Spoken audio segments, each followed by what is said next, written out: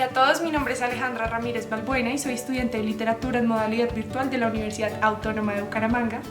Este video es para la clase de teoría literaria del módulo 4 y corresponde al video de análisis argumentativo.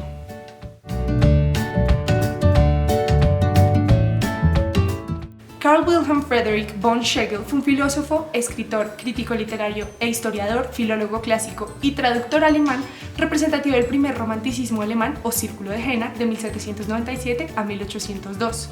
Su ensayo Conversación sobre la poesía apareció alrededor del 1800 y es un documento vivo del salón literario romántico que constituyó parte importante de todo el movimiento romanticista. Amalia, que realmente es Carolina Schlegel y habla acerca de la diotima, da hospitalidad a un grupo de amigos que está compuesto por Camila, que realmente es Dorothea Veit, Marco, que es August Wilhelm von Schlegel, Ludovico, que es Friedrich von Schlegel, y Lotario, que es Novalis, y Antonio, que es Schelling, y Andrés. Esta es una conversación en la cual se disertan y leen unos ensayos que tratan de definir estéticamente los géneros poéticos, hasta que Amalia les invita a dejar este terreno de doctrina estéril para dirigirse a la libre naturaleza. Este diálogo es fundamental para el romanticismo, sobre todo para la formulación de nuevos ideales de poesía cargados de influencia clásica. Ahí se sientan las bases teóricas según las cuales la naturaleza y todas las demás actividades humanas, vida, pensamiento y sentimiento, quedan sublimadas en la poesía.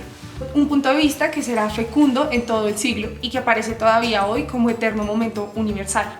Así, a pesar de ser una obra que recoge una tradición platónica, caracterizada sobre todo por los diálogos empleados, es una de las creaciones más contemporáneas de teoría, puesto que reconoce la unicidad de las obras, la creatividad y la ruptura esquemática que se había olvidado y que se había presentado hasta entonces en los avances teóricos de la poesía, y por esto resulta ser un escrito innovador y disruptivo, a pesar de que emana respeto y apreciación por la teoría clásica. Para el romanticismo, lo importante no es que una obra sea bella por ajustarse a un ideal de belleza establecido y alcanzable mediante ciertas recetas basadas en una serie de normas artísticas de obligado cumplimiento. Lo importante de veras es que la obra resulte interesante. Es por esto que es propicio afirmar que la tradición teórica de la poesía en una historia progresiva se mantiene en la perspectiva moderna de Schlegel, aunque también se muestren nuevos temas disruptivos, como la primacía del sentimiento y la libertad en la exposición teórica de la poesía.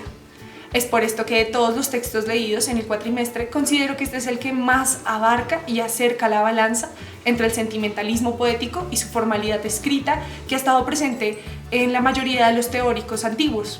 Así, vamos a ver los siguientes argumentos que pueden establecer esta tesis. En primer lugar, predomina la perspectiva historicista de las épocas del arte poético, características de las teorías clásicas. Por ende, el autor reconoce la necesidad de comprender la teoría poética para poder transformarla. A pesar de ser un tratado moderno y de alguna manera contemporáneo, mantiene una visión de la construcción del arte que es lineal y acorde con las teorías poéticas previas. Desde la contemporaneidad, creo que esta perspectiva requiere más análisis y una visión menos progresista de la historia y tal vez más acorde con el pensamiento de Walter Benjamin y la historia circular, pues que realmente tiene diferentes nexos y diferentes conexiones al ser un círculo. Por su parte, Schlegel mantiene esa idea clásica de que, y abro comillas, la poesía tiene un origen en la época homérica, germen a partir del cual se organizó el mundo poético. Esto realmente es una mirada occidental relacionada con la antigüedad y la teoría descriptiva. De hecho, se tiene el concepto de la mímesis de la poética de Schlegel, aunque este sea algo más guiado hacia la libertad. Y abro comillas nuevamente, este primer conjunto del arte poético helénico, el antiguo epos, los jambos, la elegía, las piezas teatrales y los cantos festivos, es la poesía misma. Todo lo que sigue hasta llegar a nuestros días es vestigio, resonancia, noción particular, aproximación o retorno de aquel supremo Olimpo de la poesía. Esta es una cita tomada de la página 43 del libro, que realmente permite ver esa mirada antigua que reconoce su pasado histórico y que necesita esa historia lineal para comprender la poesía. Así se puede relacionar con el concepto clásico de mímesis planteado en la poética de Aristóteles y definida exactamente, abro comillas, como la imitación de una acción seria y completa de una extensión considerable, de un lenguaje sazonado en la que tiene lugar la acción y no el relato, y que por medio de la compasión y el miedo logra la catarsis. Esto es tomado de la poética de Aristóteles, de la página 47. Aquí es muy importante ver cómo estos elementos de la moralidad y la réplica tanto de un artista a otro o de la realidad que se mantiene en la perspectiva romántica. Es importante ver cómo realmente se puede repetir esta idea de mímesis o de catarsis, tanto en Aristóteles como en Schlegel, a pesar de que haya pues una diferencia histórica bastante amplia, y esto también muestra cómo este autor, que es Schlegel, no es, digamos que, inconsciente de su deber de mantener la teoría y de la importancia de las teorías anteriores. En segundo lugar, se mantiene la clasificación de géneros literarios y la idea clásica de definiciones. Aunque el objetivo del autor es a la vez criticar esos cánones estéticos, busca también definir la poesía y dejar ciertas pautas de lo que considera el arte poético desde la perspectiva romántica. Abro comillas. Amalia, ¿acaso todo es poesía? Lotario. Todo arte y toda ciencia que actúan mediante la palabra cuando se ejercen como arte por sí mismas y cuando alcanzan su cima más alta, aparecen como poesía. Ludovico. Y toda materia que se desarrolla, aunque no sean las palabras del lenguaje, tiene un espíritu invisible, y este es la poesía. Esto se relaciona de cierta manera con la necesidad de definir el arte poético como se presenta en teorías anteriores como la prescriptiva presentada por Nicolas Boileau, a diferencia de que Schlegel llena esa laguna sentimental que Boileau mantiene e intenta rellenar con sus pautas y leyes doctrinales sobre la poesía. Nicolas de Boileau transforma lo sublime en una fórmula matemática del lenguaje, caracterizada por su rigidez y carencia de creatividad. Sin embargo, en la perspectiva romántica de Schlegel, esto no sucede y prima la sentimentalidad del poeta sobre la forma. Abro comillas. No es necesario que alguien se esfuerce por mantener y propagar la poesía, por ejemplo, con discursos y doctrinas racionales, o que intente incluso crearla, inventarla, disponerla y darle leyes punitivas como lo quiere de tan buen grado la teoría poética. Cierro comillas. Es aquí realmente donde la escritura empieza a ser disruptiva.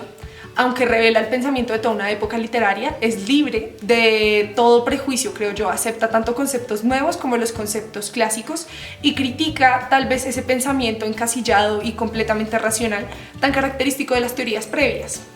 En tercer lugar, la metafísica platónica de los textos literarios se mantiene en la función romántica, aunque ya no se habla de la poesía como una forma indirecta de hablar de una realidad superior, que es algo muy característico de la Edad Media y del pensamiento literario de Viñas Piquer. La unicidad del texto y su relación moral resulta primordial, el sentido alegórico y tropológico mantiene su importancia y se contrapone al cientificismo y racionalismo puro.